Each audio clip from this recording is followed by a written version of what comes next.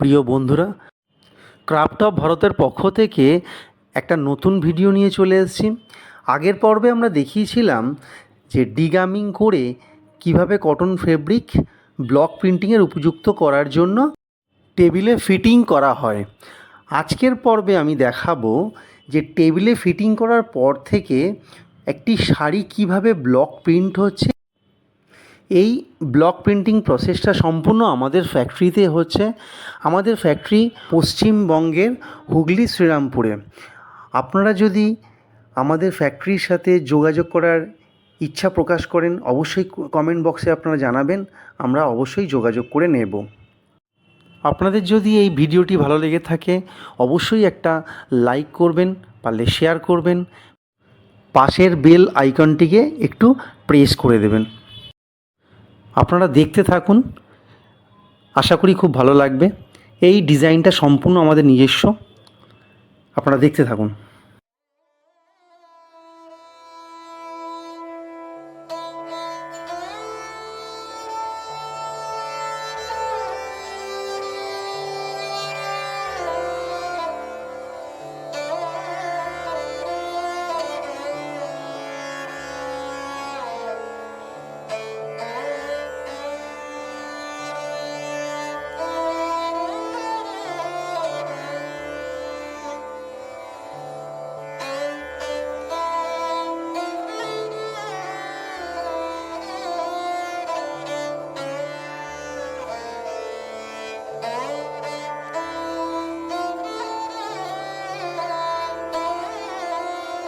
এদিকটা হলো আঁচলের পোর্শন। এটা সম্পূর্ণ প্যানেল করে করা একটা ডিজাইনার শাড়ি। তো এর বেসিক মেটেরিয়ালটা হচ্ছে কটন এবং কালারটা আমরা যেটা ইউজ করছি সেটা হচ্ছে পিগমেন্ট কালার। পাশের টেবিলেও একটা শাড়ি ঠিক এইভাবেই আমরা রেডি করছি, আপনারা দেখুন। এইটারও আঁচলটা হচ্ছে এই দিকের পার্ট, এইটা হচ্ছে আঁচলের পার্ট।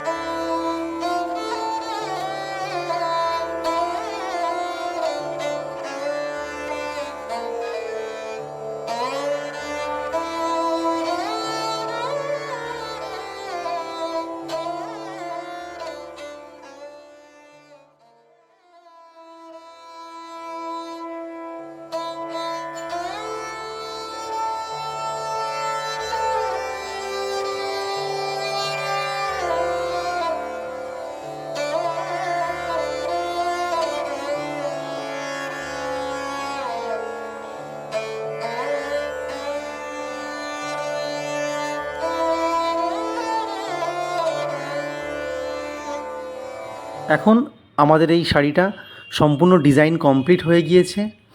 এইবার টেবিল থেকে আস্তে আস্তে পিনগুলো খুলে ফেলা হচ্ছে। দেখুন কিভাবে পিনগুলো খুলছে। পিনগুলোকে খোলার পর কাপড়টিকে উপরে শুকানোর জন্য ব্যবস্থা করা হচ্ছে। দেখুন দুটো টেবিল পাশাপাশি আছে, পাশের টেবিলের কাপড়টিকেও উপরে দড়িতে শুকানোর জন্য ব্যবস্থা করা হচ্ছে